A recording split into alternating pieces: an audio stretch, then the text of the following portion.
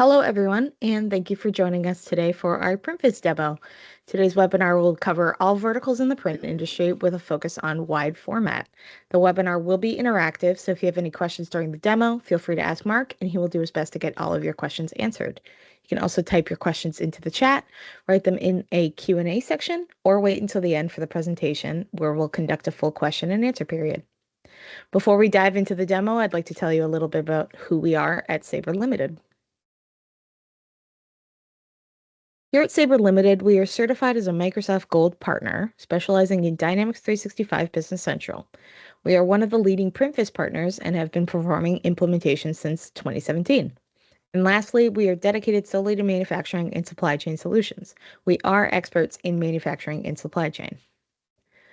We have many glowing reviews from our customers. To see what print manufacturers have to say about working with us, you can read our customer testimonials at sabre.limited.com/customers. Now, if you're not already familiar with PrintVis, you might be wondering, what exactly is PrintVis? PrintVis is an all-in-one print MIS solution designed for the printing and graphics industry to streamline and scale print operations.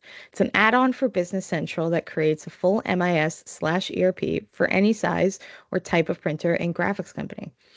This includes your commercial printers, wide format, packaging, and label manufacturers. It's specifically designed to help streamline and scale all of your print operations. PrintVis is used by over 1,300 print customers in over 15 countries. It can be installed through the cloud or on-premise, and it is Microsoft certified, JDF, and JMF certified. PrintVis is a complete solution where you can do all of your estimating and quoting, case management, planning and scheduling, production management, purchasing and inventory, shop floor management, web integration, invoicing and GL, job costing, and statistics and reporting. So, how is PrintVis different from its competitors? PrintVis is different from your typical MIS because it's built on the back of Microsoft. This means there are thousands of add-ons that you can install, and it's frequently updated to remain one of the most competitive and comprehensive print information management systems. Now I'd like to take a minute to introduce you all to Mark Vickers, the Senior PrintVis Analyst at Sabre Limited. Mark has been working in the print industry for over 40 years and has experience across all different verticals within the print industry. Hey, Mark, you can take it away. But before that, would you mind telling our audience a little bit more about your printing background? Sure. Thanks, Caitlin. First off, welcome, everybody. Thanks for taking time out of your day to join us. As Caitlin said, I have worked in the print industry many years in the commercial print side of marketplace. I've also worked in a couple of other areas, business forms and a little bit of label work and things like that. So I guess the point that we try and present is that when you and I talk, that we do understand print. So now let's just jump into our demo. And today in the demo, we're going to be using some slide captures. I find it makes it easier to highlight certain things that we think are key that we want you to take away from today's session. So let's jump into it. So here are some of the initial concepts that we want to cover for you is a role center. What is a role center? What does it look like? What is it there for? How do we navigate in our system? We're going to touch on things called items. That's mostly your inventory items. So we'll explain a little bit about that. And also cases. Cases is a PrintVis term, and we're going to explain what cases represent, what it means. So first, role centers. So here we're looking at a role center in PrintVis. It's sort of like a dashboard. So think of it as sort of the landing page or the starting point. Your employees come in the morning and they log into the system and they're presented with their homepage here. And from here, it's like a hub. They can reach out and interact with the system and complete their daily functions throughout the course of their day. So it comes with, there's some menus along the top that we can drop down to access to navigate. That's one way. We have quick access so that we can click on this. It will go directly to that area of the system that we want to review. There's action buttons in this case. I want to create a case. Case, by the way, is like a job. So we can start a quote, we can start an order, The other main point is there are a set of tiles, and the tiles lead us to a filtered view, list view of our case structure, of our cases. And these have like cases responsible, cases coordinator. The difference is they're utilizing also something called status codes, which we're also going to review today, to help move things along as to what stage is it order at. And we can also personalize as we go down towards the bottom with some Power BI reports and some charts and things to help give information readily available to the users. Now, there are more than one type of role center. Here we are at a role center for accounting. So again, it has tiles that lead to cases and that, so it's very similar that way. These are the cases that this person is responsible for. But the menus become a little bit different. And they're catered to more the type of work that you do. What is your role? What work do you do in your company? For example, this is not production related, it's more accounting. So we see things like leading to a trial balance or accounts receivable, accounts payable, purchase invoices, those kind of things. Here's another one. This is one for shop floor. So it looks a little bit different because shop floor is geared at identifying jobs and what we have to work on. So their tiles represent a job and they can click on it and start performing recording time, consuming materials, that kind of stuff. We'll get back to this a little bit farther as well. So this screen I pop up because this is the list of roles of profiles. Now the profiles are related, as I said, they're the context of the role center. But what we see here is there's a series of them in the top that have a PVS in front. These are ones that PrintVis imports as the extension is added to the base Microsoft. But there's also the Microsoft ones. So I like this one because it's a good way of showing that the system integration between the base Business Central and the add-on extension, which is PrintVis, is very seamless. It's you know, the average user doesn't know the difference. So it's really just one system for everyone. So now let's touch on how we navigate. So in navigating of our system, you've seen already that we can link to with clicking on tiles or clicking on menu items.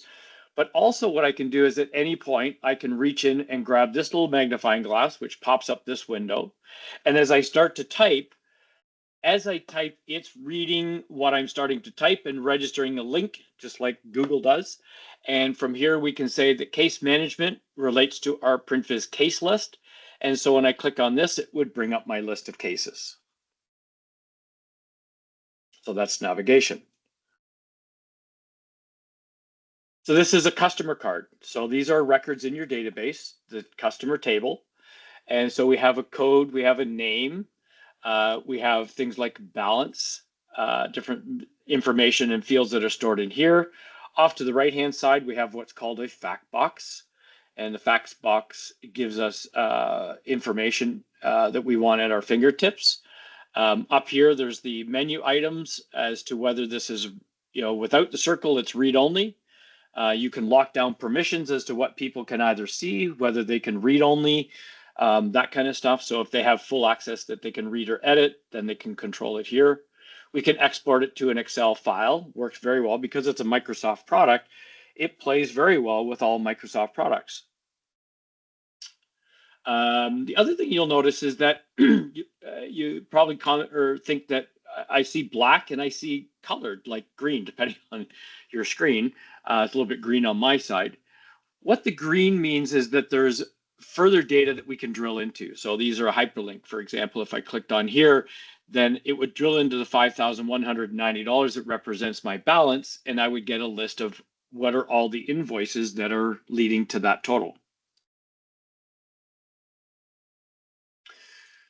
On screen is a item card. So on our items, which is, as I mentioned, was our inventory side, we have a lot of information here.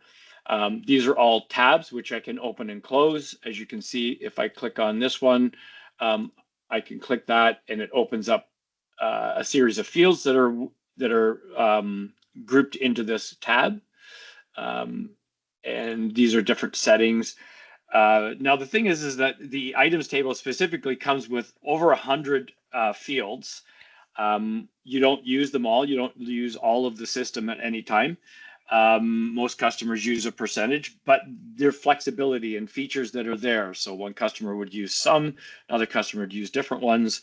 Our job as a support will be in training to show you and explain what those fields are for and help you identify which ones you need to use. This is a vendor card. So again, very much like the customer card, except these are for your suppliers, your vendors. So they have a code and a name. They have balances that we can drill into. We have the same menu items up here and a fact box. One of the extra things that I threw in on this one is, this is always of interest to people, is do we have the ability to effectively communicate directly with our vendors? And yes, you can, this is the document setting profile we can set up for each vendor differently. And from here, we either have the choice to send it by email, or we can use EDI connection, which allows you to submit your orders directly into your vendor system if they allow for that. And we would help you set that up with the vendor so that it would work. So now let's take a minute and talk about cases. Okay, so a case, as I started to describe, is like the order of the job. Think of it as almost like a file folder. These days they're more electronic, but in some years past, we actually physically had a file folder. And in that, everybody would collect everything about the quote, and then that might get filed in together with the order and all the paperwork and emails and stuff we get with relating to the order get all put together. So in PrintVis, that's a case. So the case is like the folder. It contains any of the original request by the customer, like any information request by the customer, the quote that you end up creating when it becomes and moves, advances to an order, then it also is the order. We can also, through connecting with SharePoint, we can create a linked folder set where you can store some artwork or some notes.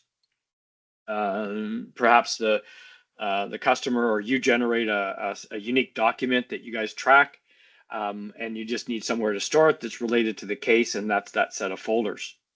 And it really can contain any special information you need. So we like to think of it as the single source that holds everything you're going to need for your RFQ right through to the invoice. So now we're looking at a case. Again, looks very similar, same look and feel. Menu items are very similar, easy to find. But at this point, we have some general information under this general tab about the customer code, the customer, who the contact is. These are things that we would help you set up. You know, you can define what is the order type, what are the product groups with that type of order, give it a job name. But what I wanted to click on is this area here. So as it gets created, it's a database, so it gets a unique case ID number, because the quote number and the order number will start to develop as you move it through its statuses. So at a quote stage, it'll assign a quote number, but it's not assigning an order number till you've told it that it's an order. And it also has status codes. We'll look at that. But in a minute, what I wanted to touch on here, though, is there's this folder link. That was that connection to SharePoint site. If we were to click on that, it would lead us to a set of folders that we could store our quote letters, we could store our imposition files, that kind of stuff. So now let's head in towards what is the status code. And we'll get to this in a minute. But here you can see where it's used in the case. We have a status code, we have who's responsible, and a deadline at which this person should look after this and get this to the next step. So status codes. Back at our role center, what we're looking at is, I want to highlight this tile here. These are cases responsible. So you can see it has a number of 10. So if I click on this, it's going to show me my list of 10 cases that I'm responsible for, because this is the link here. Okay. The coordinator, I might not be the coordinator, but there's the commonality. I'm the responsible person. Okay. So now if I go into the case, let's say we've got this case here. It's at request. I'm responsible. I'm supposed to get this done by the next day. And so from here, I'm going to go and focus in what's going to happen as we move it through statuses. But before we go there, I'm just going to show a list of status codes. This is a list of all the status codes in my system. So you can see it follows the course of the order, starts as a request, then it becomes a quote. We move it to quote sent to indicate it's out with the customer. Now a sales rep can keep monitoring this and keep an eye on it. Which ones do I need to follow up on?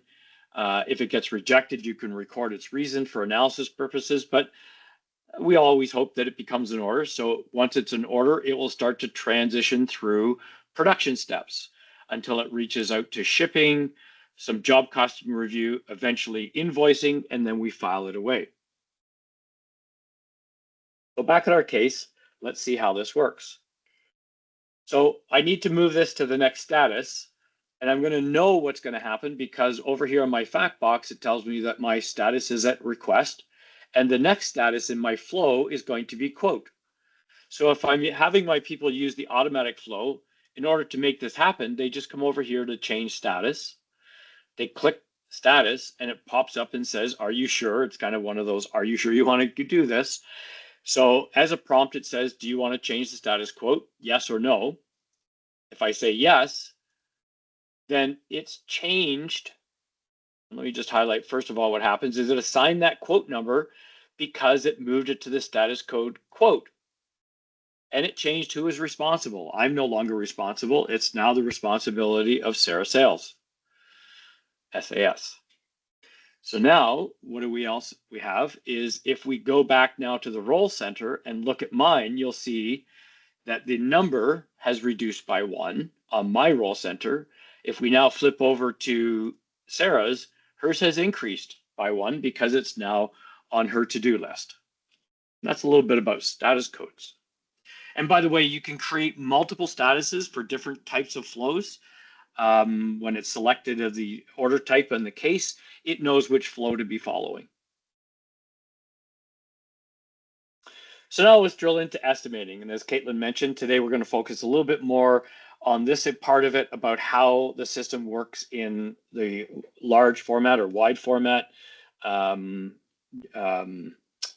industry, print industry. So we're going to touch on jobs, what are job items, and then calculation units.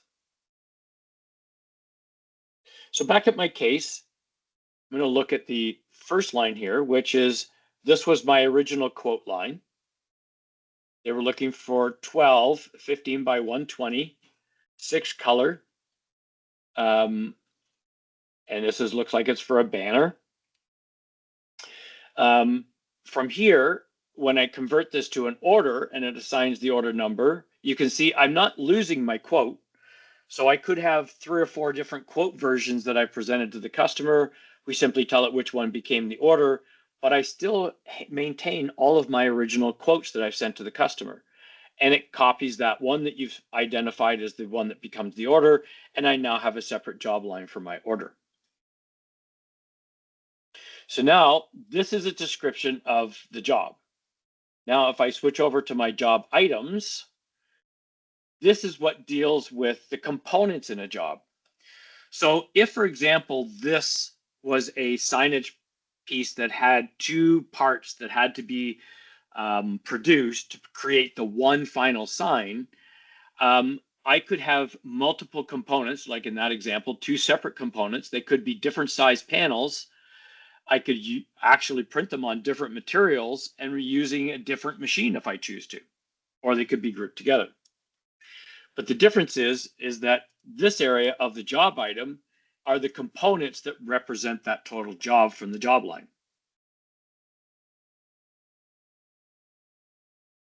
Let me just go back and show how we got to here. So back here, if I go up to estimating, that little button there, it leads me to my estimate page. Okay, so now the estimate page is what's being built up, and it is representing all the steps I need to perform to produce this banner.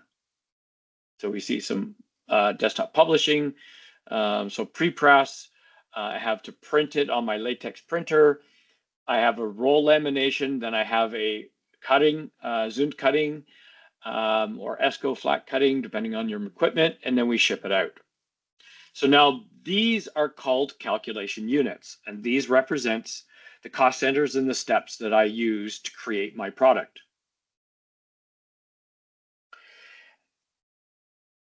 Right now it's highlighting that on prepress, I can see the details down below, but if I change this to my printer, then the bottom section changes. This is what's called the calculation details, and these details are summarized in each of these lines. So it adds up all of the time and all of the costs and all of the sell pricing and adds it up into here for me.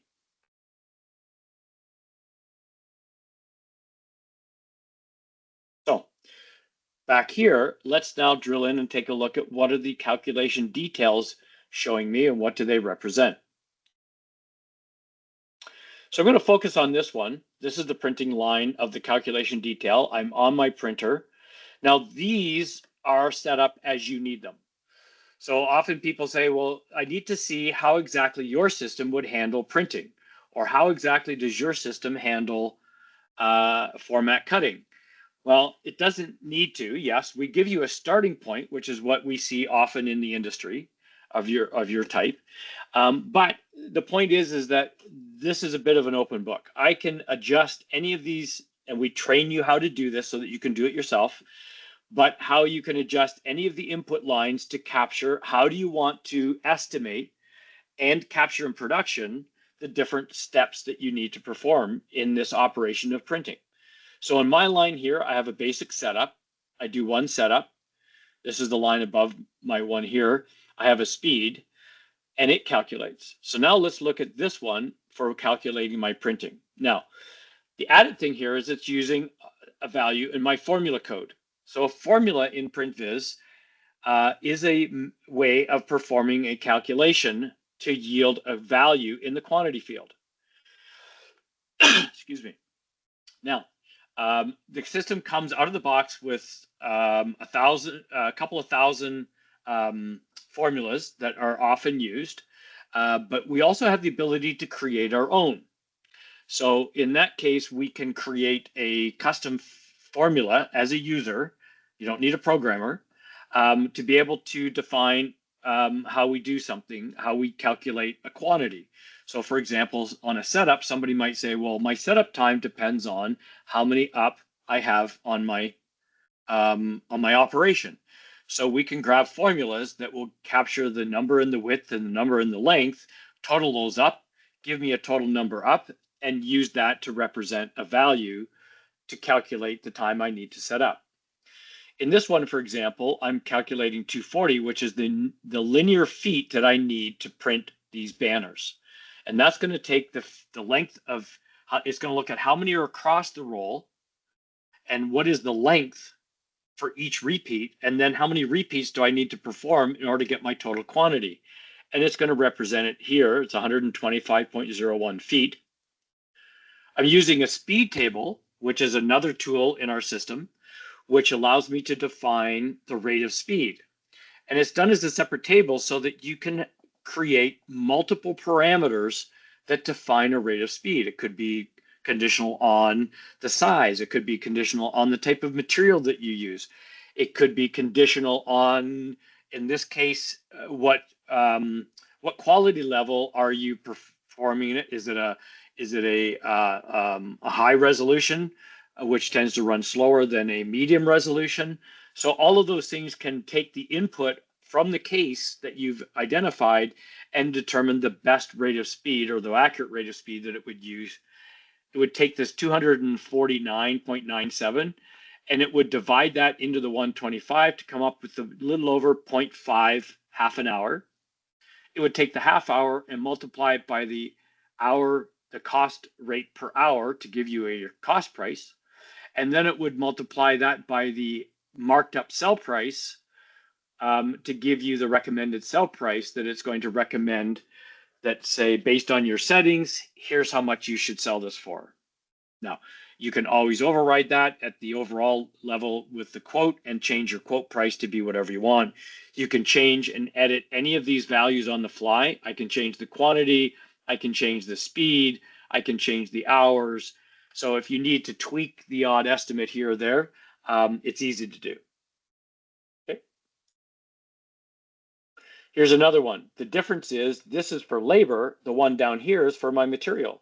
So this is capturing the amount of material that I'm going to print on. Again, it's using that formula to give me the same value, and it's taking the cost of the material from my inventory item card, and it's giving me the cost of the material.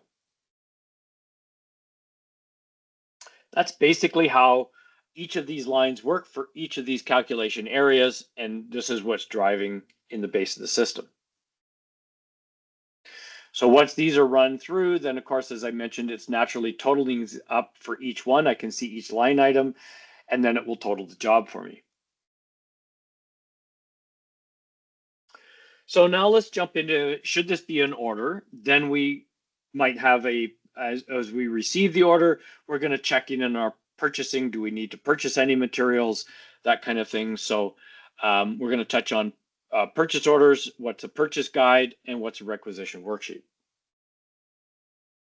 So here back at my case, this is a different case, but I have an order here with my order line. And if I want to know the materials that I require for this, I simply go up to material requirement, click on that. It will bring up my list. This is all the materials that it's identified that are in my calculation details that are required for this job. I can see a quantity required, but I can see a quantity needed. Now the quantity needed will decrease once it hits production. As we start to do production, it will record how much has been posted and show what the balance remaining to do is needed against the full amount. I can make reservations of my materials, but I can also see readily what is my inventory level. And I can see I have lots of ink available here, or toner if it was, in my inventory, so I don't have a problem there.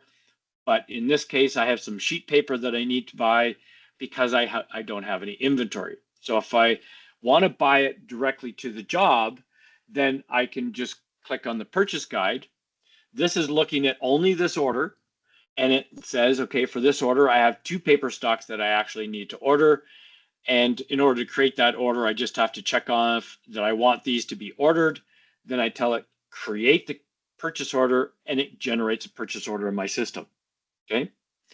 From here, I can drill in and I can see the details of the purchase order. There's the 2 separate lines. They're linked to the case. I can, at receiving, there's a receipt system that your shipper receiver can run. They can't change PO details, but they can acknowledge what was received. We deal with partials to show the balance remaining. It's all hitting ledger when you do postings. So all these ledger required transactions are being posted automatically. We don't touch on it much here in today's demo, but the system includes a complete extensive accounting system. You don't have to buy another one or link it to another one. It's very well used, and it's quite good. A lot of not only PrintVis, but you're getting a lot of advantages for Microsoft for accounting that is being used by all Business Central users.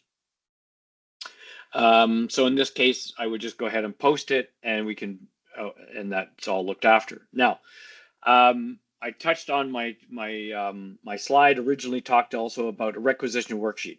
So what I've shown you is how we would purchase directly to the order. Now, there may be some items that you keep an inventory of, or you tend not, do you want to group them? You can also run a requisition worksheet, which is a report that will reach into your system. It will look at all the materials you have in your inventory. It will check for any settings you created on the item cards to say, here's my reorder point. When it reaches this level, I need to flag it to be replenished. It will look at all of your orders and determine which ones also have orders. So it will balance those two and say, hey, on this item, I've got 1,000, but I've also got an order that needs 2,000. So I need to order at least another 1,000. Or if you've indicated a level of safety stock, it will actually say, well, I need 1,500 to order at a minimum because I have 1,000 needed for the order and I want to maintain a safety stock of 500. So that's a report that could be run once a day, once a week. Usually it doesn't go much beyond that, but it's an overall way of managing your inventory. Okay. So we're heading now into more of the final steps as we go through production. So some of the other features we're going to jump into now is looking at shop floor. We'll jump back and see how did scheduling react with shop floor and what was it doing. We're going to touch on shipping. What are the features within shipping that are of value? And then finally, invoicing. So we saw this once before earlier. We're back at a roll center for the shop floor. And here you can see a list of jobs. The order of these tiles are relative because they are what was determined by scheduling.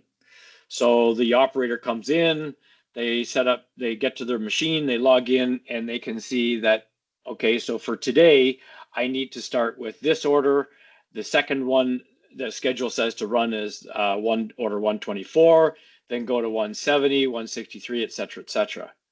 But that's not a limiting factor. So often we see that at the last minute, something changes. Supervisor might have to run out and say, hey, forget the order. I need you to run this one. So let's say we click on 173. When they click on that, it brings up their shop floor page.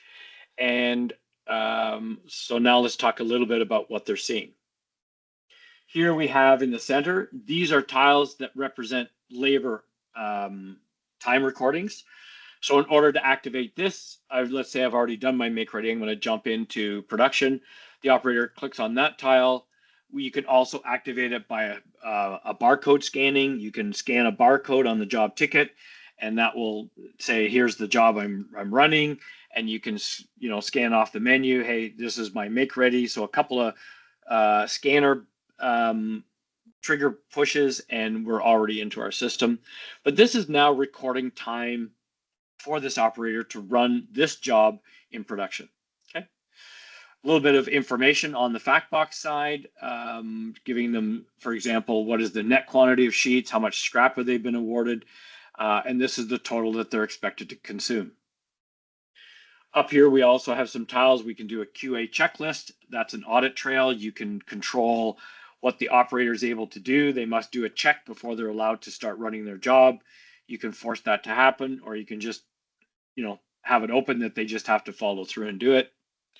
They can add comments either to the case itself or to their labor posting, maybe just a comment about, hey, next time add a little bit more time for us. This was a little tight. Anything that's, if you're not a book manufacturer, you would need this tile, so we can hide any of the tiles that don't pertain to this cost center. So we can clean up that look so it looks good for the operators. Consume materials is where if you want your operator to consume, to post what they've been actually using out of inventory, this is where they would go. When they click on the button, again, it will suggest from the estimate what materials were identified.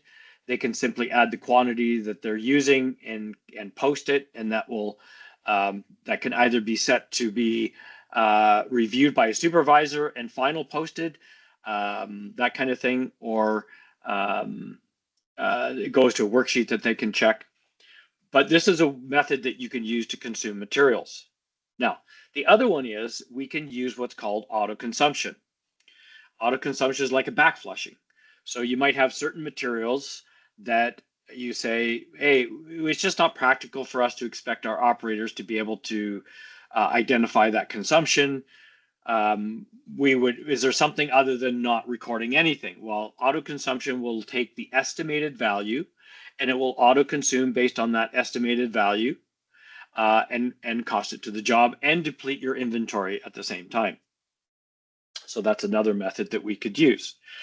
The bottom tiles represent downcodes.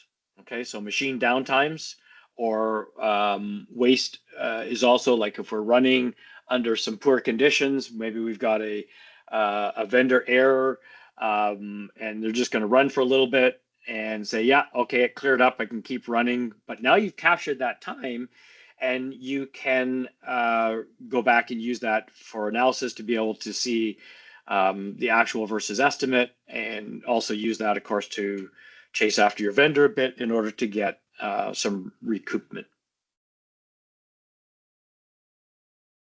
So that was shop floor. So let's jump in and look at what's been happening with scheduling. So this is my schedule page for a job. This is all the lines that represent a single job. This is for a book, actually. And so you can see we have each of the operations loaded, and these operations are coming from the estimate. We've estimated our time. We have it loaded into here. And from here, we can define what is the requested ship date, either assigned by you or requested by the customer. We can assign the earliest start date that we can start this in production. From here, we can click on forward scheduling from start date or backward scheduling from shipment date. It will look at the estimated times for each operation. It will look into the resource of that operation and identifying all the work that's already assigned in that area on a given date. It will look for an opening to fit this work into that meets this criteria of the end and start dates. When it finds it, or if it finds it, then it will load it and mark it as planned. And from there, the scheduler can now focus only on the short term, because with this methodology, what PrintVis is providing is a way to get things easily into the schedule so that people can see what's coming down the road. You can run nice reports that give you statistical analysis about your capacity loading, check for high volume areas, what fits where, do I need to add some overtime, that kind of stuff. The other thing that's a new release from PrintVis is an advanced version of their auto scheduling, which allows you to define rules in each area to make decision making on scheduling. So for example, on a press machine, we would first say, hey, grab everything that is for next week and put that in a group. Now within that group, the second rule set says, group everything that are common colors, okay? Then maybe it's group everything that are common material types, so that your machine settings are not switching drastically between one another.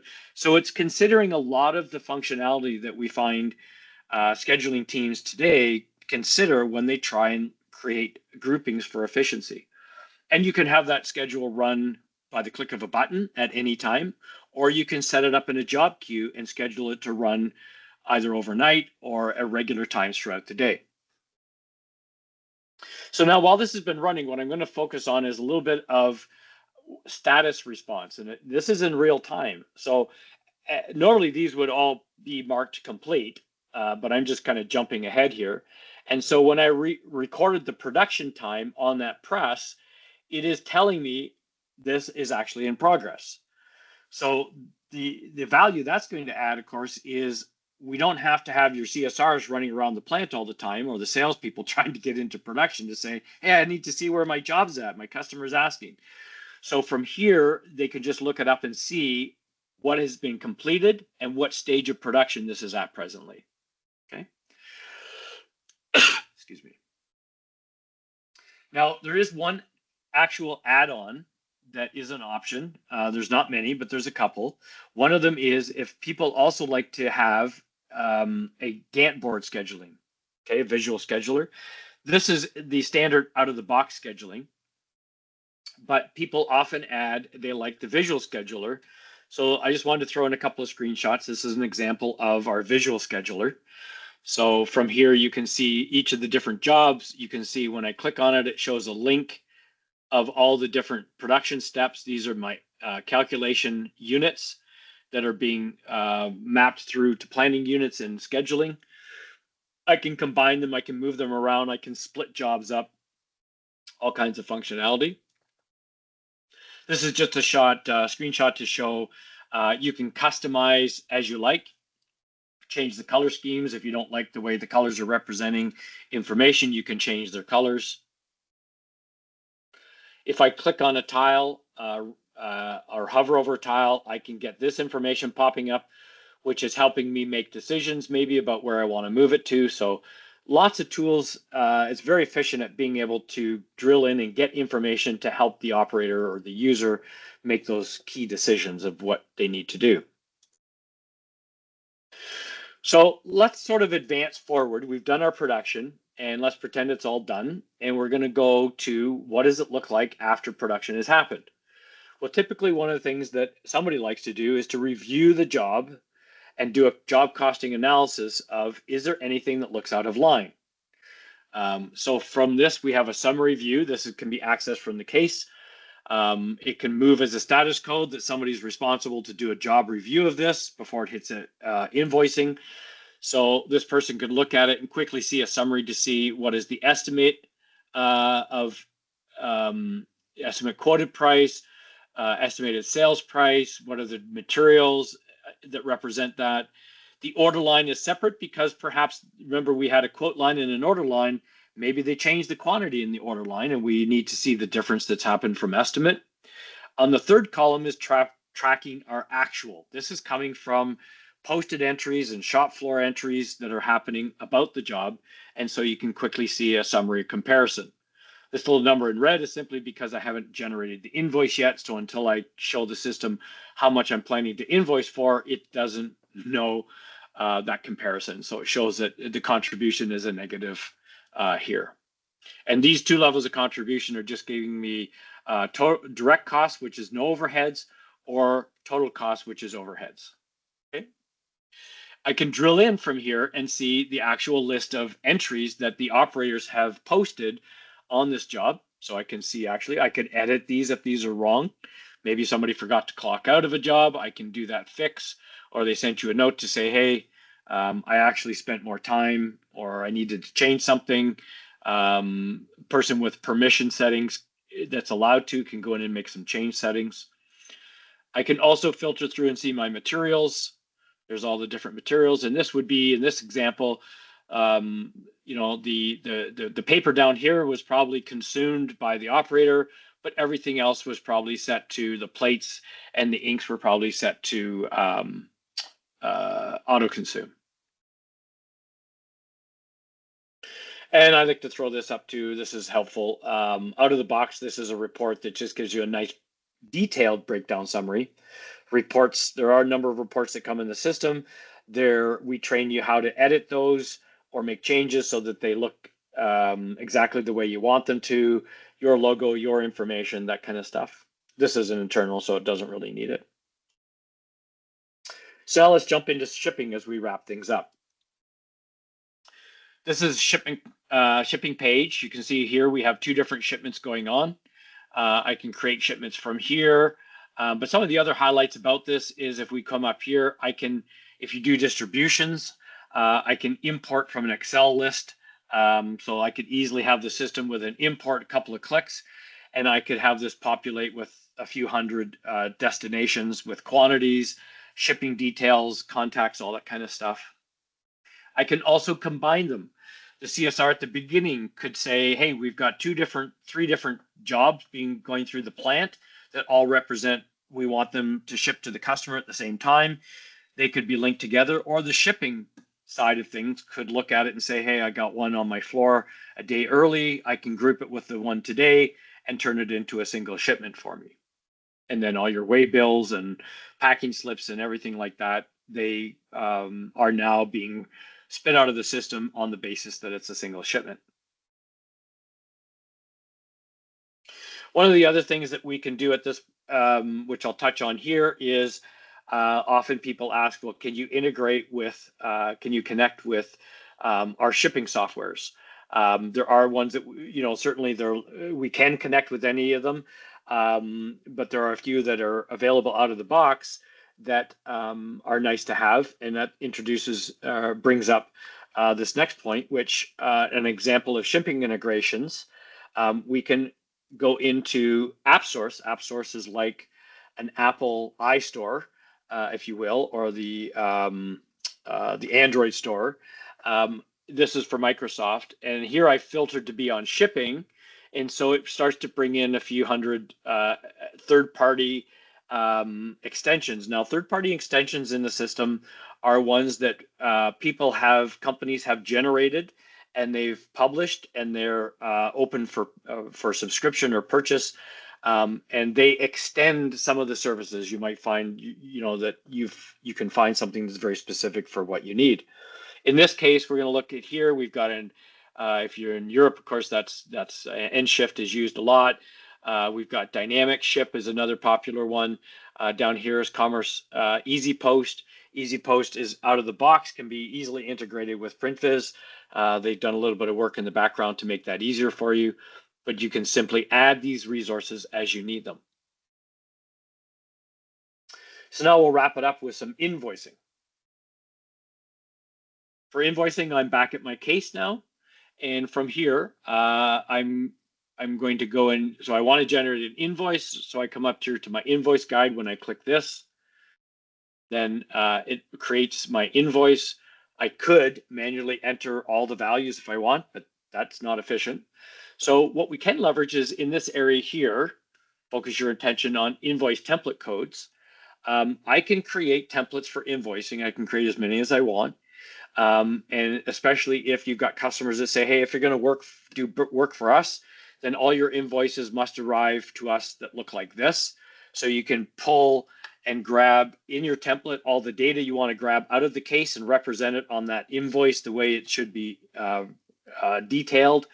And then to select a template, we just come in here and do the drop down, and we can pick from this list of templates. We can pick job, and it populates with a build, and it pulls in all this data. So here we're grabbing the order number, some description, the name of the job, a description of what it is, colors, it pulls in the price.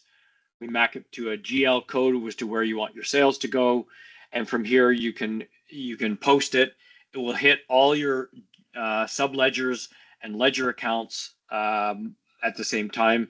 So it's doing a lot of things for you in the background that populate the way you want them to do to your chart of accounts. And that was our final step. So Caitlin, back to you. I'd like to thank everybody for attending our webinar. I'd also like to thank Mark Vickers once again for presenting for us. If you have any questions, you can email us at info@saberlimited.com, or you can go to our saberlimited.com/contact us to book a one-on-one meeting with one of our experts. Otherwise, I hope you all have a great day, and we hope to see you again at one of our upcoming webinars.